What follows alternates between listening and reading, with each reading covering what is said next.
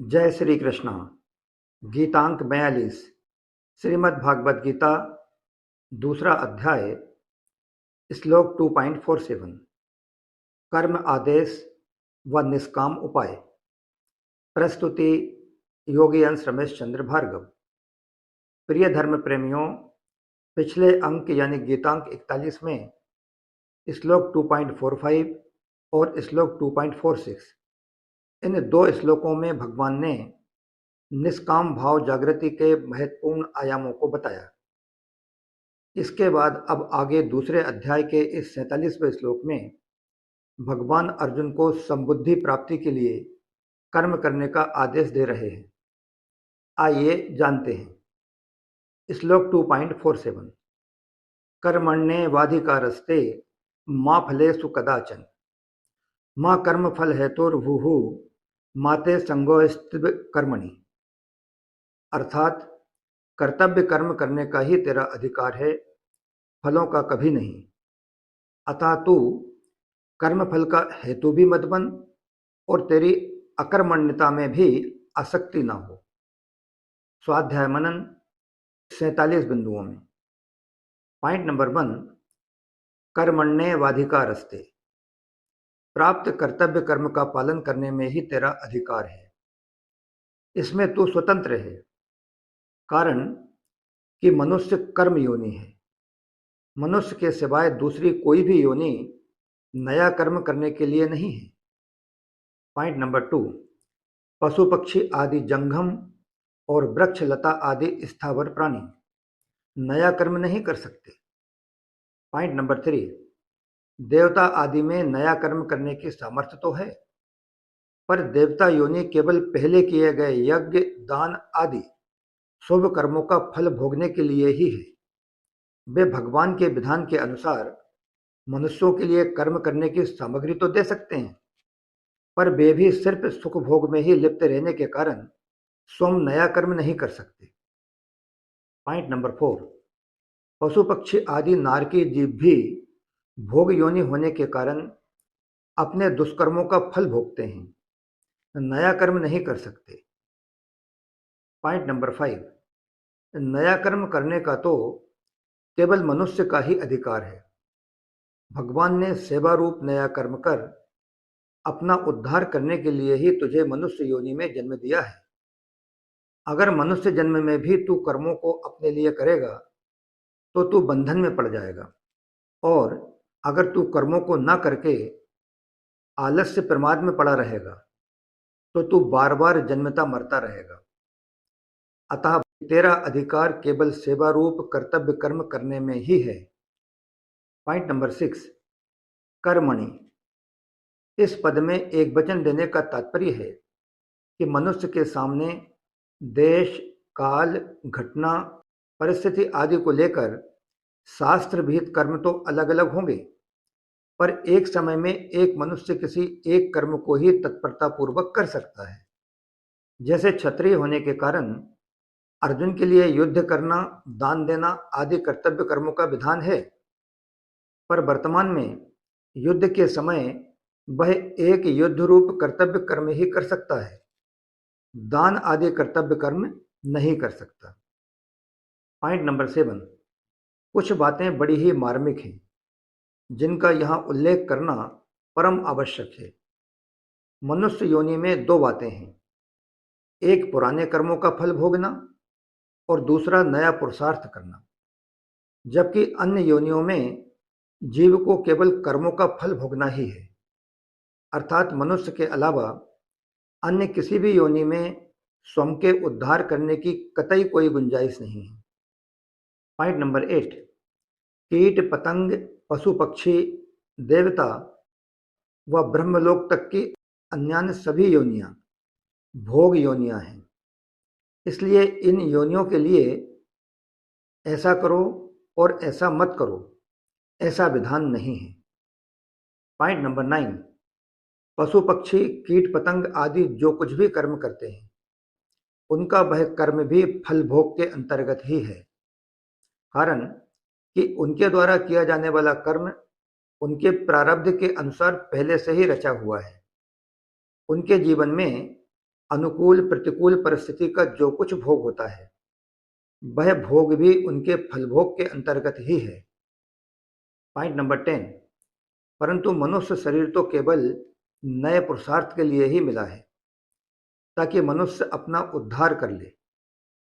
मनुष्य शरीर में दो विभाग हैं। एक विभाग यह है कि मनुष्य के सामने पुराने कर्मों के फल के रूप में अनुकूल अथवा प्रतिकूल परिस्थिति आती है, और दूसरा विभाग यह है कि अगर मनुष्य नया पुरुषार्थ और नए कर्म करता है तो मनुष्य द्वारा किए जाने वाले उन नए कर्मों के अनुसार मनुष्य के भविष्य का निर्माण होता है। Point number 11। अन्य जीवों से हटकर मनुष्य को पुरुषार्थ करने की व नए कर्मों को करने की स्वतंत्रता प्राप्त है, परंतु मनुष्य को अपने पिछले कर्मों के फलस्वरूप मिलने वाली अनुकूल अथवा प्रतिकूल परिस्थितियों को अपने हिसाब से बदलने की स्वतंत्रता प्राप्त नहीं है। तात्पर्य है कि मनुष्य कर्म करने में स्वतंत्र है, लेकिन फल प्राप्ति में परतंत्र है। Point number 12। मनुष्य जन्म की एक विशेष बात है जो अन्य योनियों की तुलना में मनुष्य को विशेष बनाती है, और वह विशेष बात यह है कि मनुष्य अपने जीवन में आई अनुकूल या प्रतिकूल रूप से प्राप्त हर एक परिस्थिति का सदुपयोग करके प्राप्त परिस्थिति को अपने उद्धार की साधन सामग्री बना सकता है। Point number 13। क्योंकि मनुष्य शरीर स्वयं के उद्धार के लिए ही मिला है, इसलिए इसमें नया पुरुषार्थ भी उद्धार के लिए है, और मनुष्य को वर्तमान में अपने पुराने कर्मों के फलस्वरूप जो भी अनुकूल अथवा प्रतिकूल परिस्थिति प्राप्त होती है, फल रूप से प्राप्त वह परिस्थिति भी मनुष्य के उद्धार के लिए ही होती है। Point number 14। अतः वर्तमान परिस्थिति को साधन सामग्री बनाकर उससे मनुष्य को स्वयं का उद्धार करना चाहिए।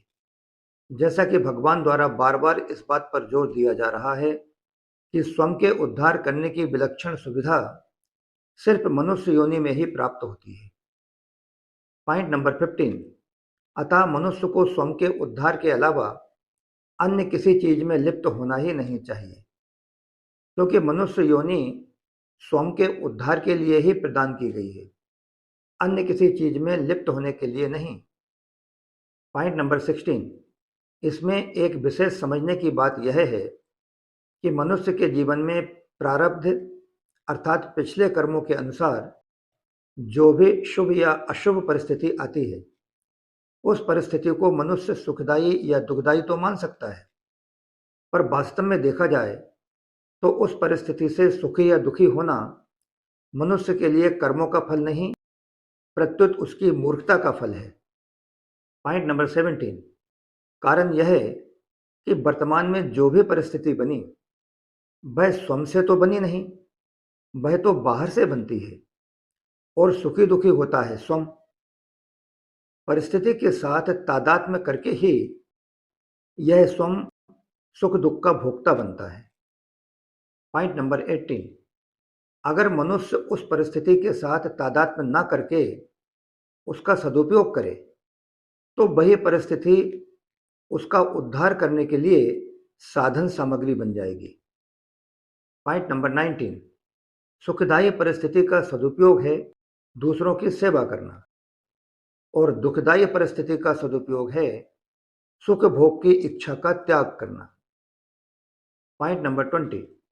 दुखदायी परिस्थिति आने पर मनुष्य को कभी भी घबराना नहीं चाहिए, प्रत्युत यह विचार करना चाहिए कि हमने पहले सुख भोग की इच्छा से ही पाप किए थे, और वे ही पाप दुखदायी परिस्थिति के रूप में आकर अब नष्ट हो रहे हैं। Point number 21। दुखदायी परिस्थिति आने पर हमें एक बात यह समझना चाहिए कि दुखदायी परिस्थिति के आने से हमारे पिछले पापों का प्रायश्चित हो रहा है। हम पाप के बोझ से मुक्त हो रहे हैं, पाप मुक्त होकर हम शुद्ध हो रहे हैं। Point number 22। दुखदायी परिस्थिति आने पर एक और समझने वाली बात यह है कि दुखदायी परिस्थिति से हमें इस बात की चेतावनी मिलती है कि अगर हम पुनः सुख भोग पाने के लिए पाप करेंगे तो आगे फिर इसी प्रकार की दुखदायी परिस्थितियां आएंगी।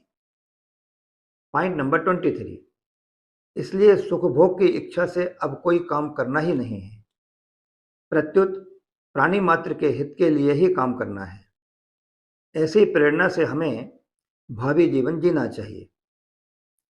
पॉइंट नंबर 24, निष्कर्ष सार यह है कि पशु पक्षी कीट पतंग आदि अन्यान योनियों के लिए पुराने कर्मों का फल और नया कर्म ये दोनों ही भोग रूप में है, जबकि मनुष्य के लिए पुराने कर्मों का फल और नया कर्म अर्थात पुरुषार्थ ये दोनों ही उद्धार के साधन हैं। पॉइंट नंबर 25, माँ फलेषु कदाचन। भगवान श्री कृष्ण अर्जुन से कहते हैं कि फल में तेरा किंचित मात्र भी अधिकार नहीं है, अर्थात फल की प्राप्ति में तेरी स्वतंत्रता नहीं है, क्योंकि फल का विधान तो मेरे अधीन है। अतः फल की इच्छा न रखकर तू बस कर्तव्य कर्म कर। अगर फल की इच्छा रखकर कर्म करेगा तो तू बंध जाएगा। पॉइंट नंबर 26, उसका कारण यह है कि फलेच्छा अर्थात भोक्तृत्व पर ही कृतत्व टिका हुआ है। भोक्तृत्व से कृतत्व आता है, फलेच्छा के सर्वथा मिटने से कृतत्व मिट जाता है, और कृतत्व मिटने के बाद मनुष्य कर्म करता हुआ भी कर्मों से बंधता नहीं है। पॉइंट नंबर 27, भाव यह हुआ कि वास्तव में मनुष्य कर्तव्य में उतना फंसा हुआ नहीं है जितना फलेच्छा अर्थात भोक्तृत्व में फंसा हुआ है। दूसरी बात यह है कि जितने भी कर्म होते हैं वे सभी प्राकृत पदार्थों और व्यक्तियों के संगठन से ही होते हैं। पदार्थों और व्यक्तियों के संगठन के बिना यह स्वयं कोई कर्म कर ही नहीं सकता। इसका मतलब यह हुआ कि दूसरों के संगठन के द्वारा किए हुए कर्म का फल अपने लिए चाहना ईमानदारी नहीं है। इसलिए कर्म का फल चाहना मनुष्य के लिए हितकारक नहीं है। पॉइंट नंबर 28, फलेषु। इस पद में बहुवचन देने का तात्पर्य है कि मनुष्य कर्म तो एक करता है पर उस कर्म के फल अनेक चाहता है। जैसे मैं अमुक कर्म कर रहा हूं तो इससे मेरे को पुण्य हो जाए, संसार में मेरी कीर्ति हो जाए, लोग मेरे को अच्छा समझें और मेरा आदर सत्कार करें, मेरे को इतना धन प्राप्त हो जाए, आदि आदि। पॉइंट नंबर 29, निष्काम होने के लिए कामना और कर्म इन दो बातों पर ध्यान देना जरूरी है। कामना पैदा होने से अभाव होता है, कामना की पूर्ति होने से परतंत्रता होती है और पूर्ति न होने से दुख होता है। कामना पूर्ति का सुख लेने से नई कामना की उत्पत्ति होती है और इसके परिणाम स्वरूप सकाम भाव पूर्वक नए नए कर्म करने की रुचि बढ़ती चली जाती है। यह बात ठीक ठीक समझ लेने से मनुष्य के भीतर निष्कामता स्वतः आ जाती है। पॉइंट नंबर 30, दूसरी बात यह है कि कर्म नित्य नहीं है, क्योंकि कर्म का आरंभ और अंत होता है। कर्मों का फल भी नित्य नहीं है, क्योंकि उनका भी संयोग और वियोग होता है। पॉइंट नंबर 31, अतः कर्म अनित्य है और स्वम नित्य है। अनित्य कर्म और कर्मफल से नित्य स्वरूप को कोई लाभ नहीं होता। ये दो बातें ही समझने के योग्य हैं। पॉइंट नंबर 32, इन दो बातों को ठीक तरह से समझ लेने पर निष्कामता आ जाती है। निष्काम होने पर संसार का संबंध छूट जाता है, वह परमात्म तत्व की प्राप्ति हो जाती है। पॉइंट नंबर 33, कर्मों में निष्काम होने के लिए साधक में तेज विवेक के साथ साथ सेवा भाव भी होना चाहिए, क्योंकि इन दोनों के होने से ही कर्मयोग ठीक तरह से आचरण में आएगा। अन्यथा कर्म तो हो जाएंगे पर योग नहीं होगा। तात्पर्य यह है कि अपने सुख आराम का त्याग करने में विवेक की प्रधानता होनी चाहिए, जबकि दूसरों को सुख आराम पहुंचाने में सेवा भाव की प्रधानता होना चाहिए। पॉइंट नंबर 34, मां कर्मफल हेतुर्भुः। तू कर्मफल का हेतु भी मत बन। तात्पर्य यह है कि शरीर, इंद्रियां, मन, बुद्धि आदि कर्म सामग्री के साथ किंचित मात्र भी ममता नहीं रखनी चाहिए। पॉइंट नंबर 34, माँ कर्मफल हेतुर्भूः, तू कर्मफल का हेतु भी मत बन। तात्पर्य यह है कि शरीर, इंद्रियां, मन, बुद्धि आदि कर्म सामग्री के साथ किंचित मात्र भी ममता नहीं रखनी चाहिए, क्योंकि इनमें ममता होने से मनुष्य कर्मफल का हेतु बन जाता है।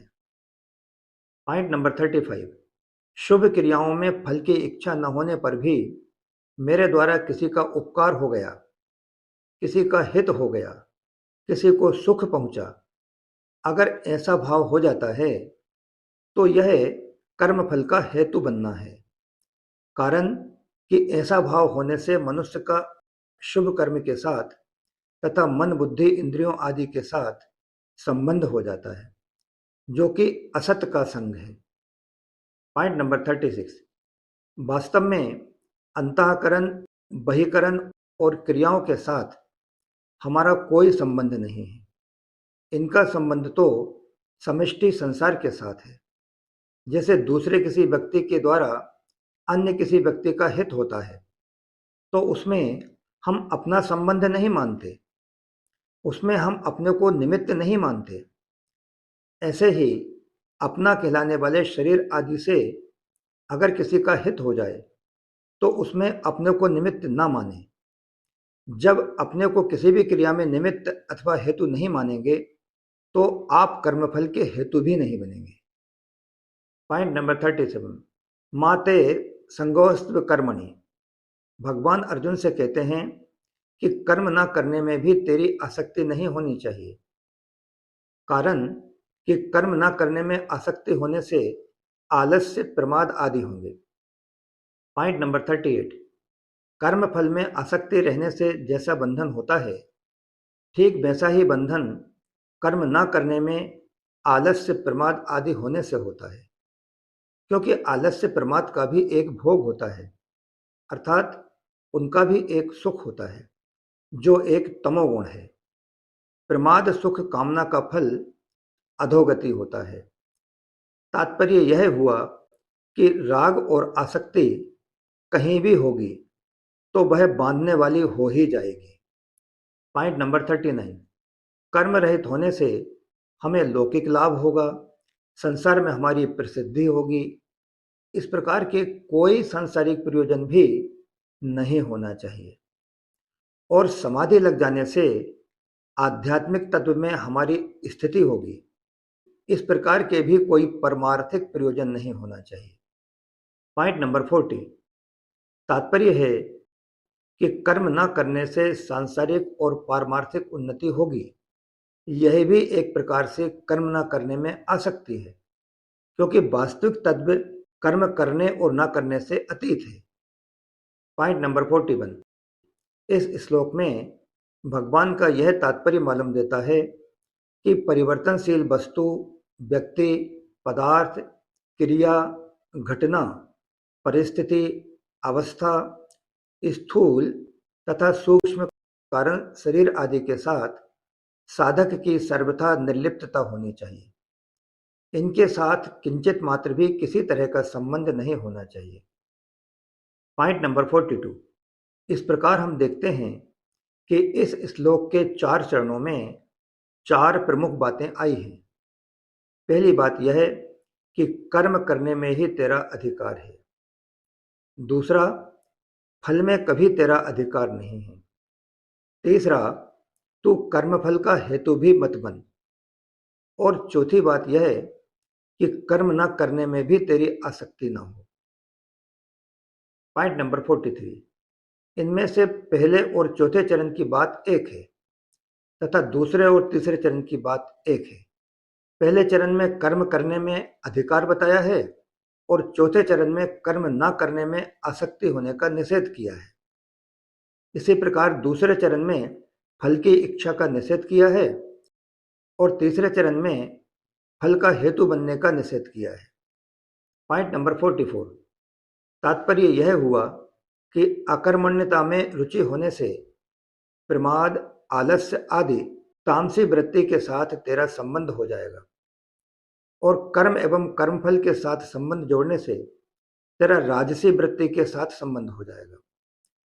पॉइंट नंबर 45, गूढ़ बात यह है कि प्रमाद, आलस्य, कर्म, कर्मफल आदि का संबंध न रहने पर जो विवेकजन्य सुख होता है, जो प्रकाश मिलता है, जो ज्ञान मिलता है, उसके साथ भी संबंध जुड़ने की संभावना रहती है और इस प्रकार के संबंध जुड़ने से मनुष्य का सात्विकी वृत्ति के साथ संबंध हो जाएगा। सात्विकी सुखों के साथ संबंध होना ही मनुष्य के जन्म मरण का कारण बनता है। पॉइंट नंबर 46, अतः भगवान का तात्पर्य है कि साधक कर्म, कर्मफल और इनके त्याग का सुख, इनमें से किसी के भी साथ अपना संबंध न जोड़े, इनमें से किसी के भी साथ राग या आसक्ति न करे। कर्म करते हुए इनके साथ संबंध न रखना ही कर्मयोग है। लास्ट वन, पॉइंट नंबर 47, इस प्रकार कर्म करने की आज्ञा देने के बाद अगले श्लोक में भगवान अर्जुन को कर्म करते हुए सम रहने का उपाय बताते हैं। इसी के साथ 47 बिंदुओं वाला दूसरे अध्याय का यह 47वां श्लोक यहीं समाप्त होता है। अगले अंक यानी गीतांक 43 में आपके साथ पुनः संसर्ग होगा। जय श्री कृष्णा। योगींश रमेश चंद्र भार्गव।